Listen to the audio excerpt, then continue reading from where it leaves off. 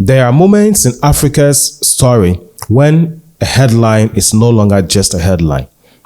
It becomes something heavier, something that forces us to stop and think more deeply about the direction of the continent. It becomes a mirror held up before all of us, asking uncomfortable but necessary questions.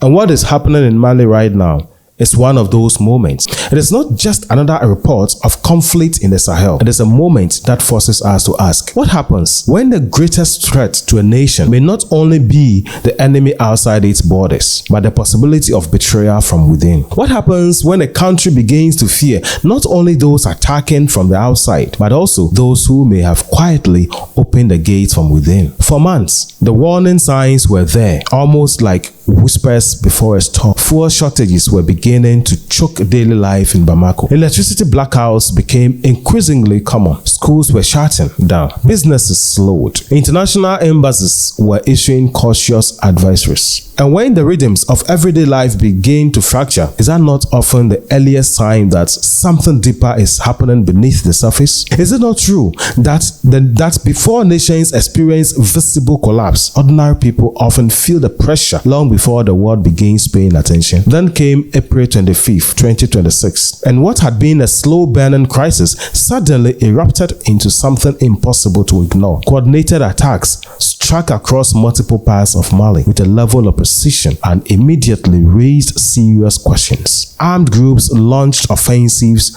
stretching across strategic locations, military targets, and vital routes connecting major parts. This was not random violence. It was deliberate, organized, calculated. And perhaps that is what makes it so disturbing. Random chaos is frightening enough. But what happens when violence arrives with problem? What does it tell us when conflict begins to look less disorder and more like strategy? Then came the report that stopped many people in their tracks. A bomb-laden vehicle was allegedly driven directly to the private residence of Mali's defense minister. Not a military barracks, not a government compound, not a checkpoint, his private home. A place that would require a certain level of knowledge to locate with confidence and target with such timing. Now pause there for a moment and think about that. How does someone carry out such an operation without inside knowledge? How does an attacker know where to go, when to strike, and how to navigate with such precision unless there was information shared from somewhere within the system? Could outsiders acting alone achieve this level of coordination? Or does it force us to confront a far more unsettling possibility that betrayal may have come from inside? And if that is true, even partially, then this is no longer simply a story about insurgents attacking the state. It becomes a story about trust. It becomes a story about institutional vulnerability. It becomes a story about what happens when the systems designed to protect a nation begin to show cracks from within. History has shown Africa something painful, has it not? Nations rarely collapse because of external pressure alone. More often, they weaken when internal fractures create openings for external threats to exploit. How many African states have struggled not because they lacked resources, but because trust within their institutions began to erode? How many times have we watched countries falter because loyalty became uncertain, because systems once trusted became compromised? And perhaps that is a deeper question Mali forces us to ask today. What is a nation's strongest defense? Is it weapons? Is it troop numbers? Is it foreign military partnerships? Or is it trust? Because what good is any security architecture if the foundation beneath it is unstable?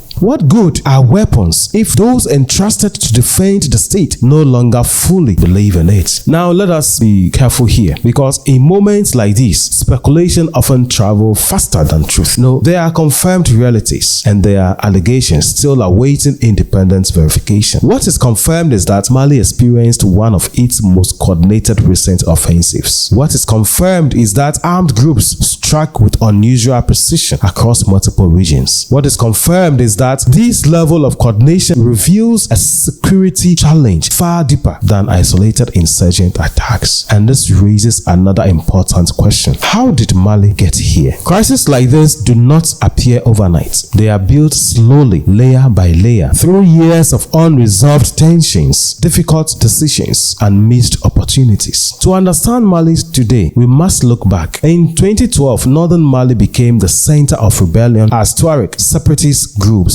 sought greater autonomy, citing decades of political exclusion and underdevelopment. At first, many viewed this as a political grievance worthy of negotiation, and it was that not a reasonable perspective? When communities feel unheard for generations, should anyone be surprised when frustration seeks expression? But then came the complication that changed everything. Extremist groups entered the picture, and once legitimate political frustration becomes entangled with violent ideological movements, what happens to the original cause? Does it remain political struggle, or does it become something else entirely? In Mali's case, what began as rebellion soon became intertwined with jihadist expansion. Alliances fractured, former partners turned on one another. Northern cities fell under extremist control. Communities endured harsh rule. Cultural heritage was destroyed. And suddenly, what began as a political dispute transformed into a regional security emergency. France intervened in 2013. The United Nations deployed peacekeepers. Political agreements were signed. For a time, fragile stability held. Not perfectly, but enough to keep total collapse at bay. Then came the coups of 2020 and 2021. Then came the departure of French forces. Then the withdrawal of UN peacekeepers. Then the arrival of Russian military support. Then the collapse of the 2015 Algiers Peace Accord. And here we must ask, when political bridges are destroyed, what usually rises in their places? Dialogue or conflict? Too often, history gives us the same answer: conflict.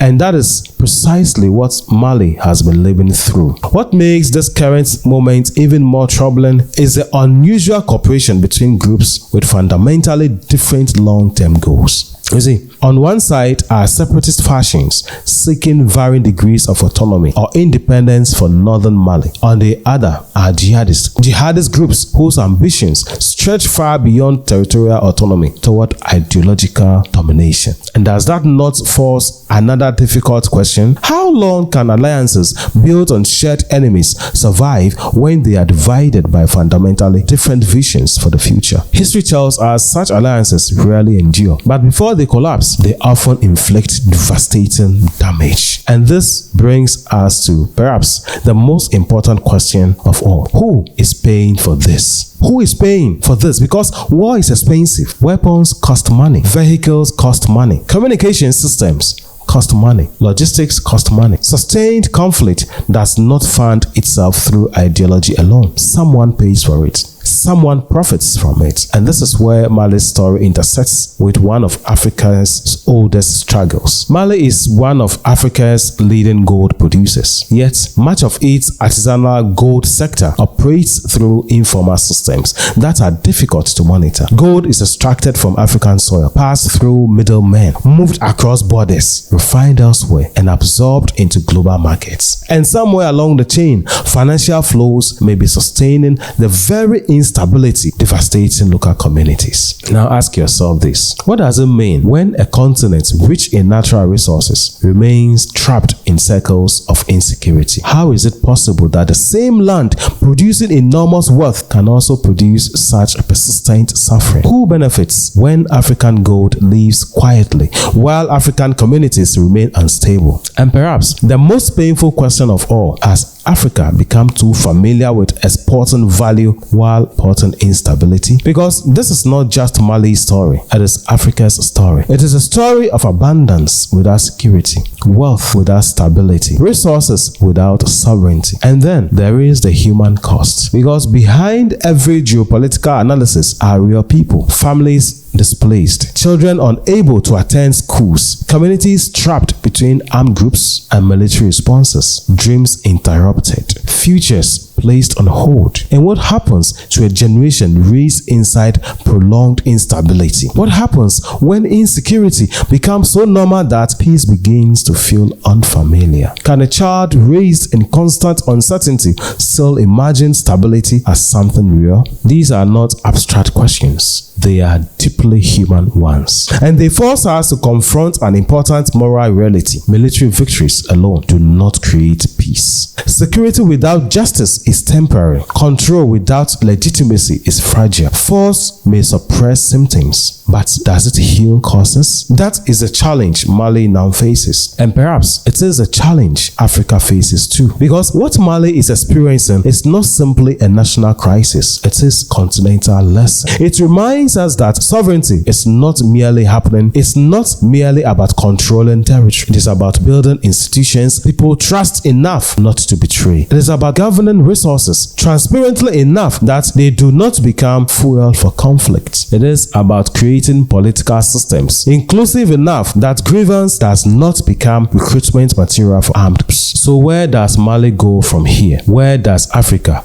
go from here? The answer cannot simply be more weapons. It cannot simply be harsher crackdowns. It cannot simply be reacting to each new attack. My people, it must involve deeper reform, stronger institutions, better regional intelligence cooperation, transparent resource gaps, political inclusion, economic opportunity. Because every unresolved grievance creates space for instability to be. And perhaps that is the deepest lesson Mali is forcing us to confront today as a continent. A nation's stronger defense is not its arsenal. It is a trust its people place in the system meant to protect them. So let me leave you with this question. If you had the ear of one African leader today, what will you tell them is the single most important step needed to break this cycle of instability? What will you prioritize? Would you prioritize institutional accountability, resource control, regional cooperation, economic investments, or political reform? What would you say? Because these are not conversations we can afford to leave only to those in power. Africa's future will always be shaped by citizens willing to think critically enough to ask better questions. And perhaps that is what David 360 is truly about. Not simply reporting what happened, but asking why it happened. Not simply repeating headlines, but challenging ourselves to look beyond them, because headlines tells us what happened. Wisdom asks what means. And maybe Africa's transformation begins the moment more of us are willing to wrestle honestly with both states. This is David 360. Thank you for staying with us. We'll see you in our next video. Have a great day.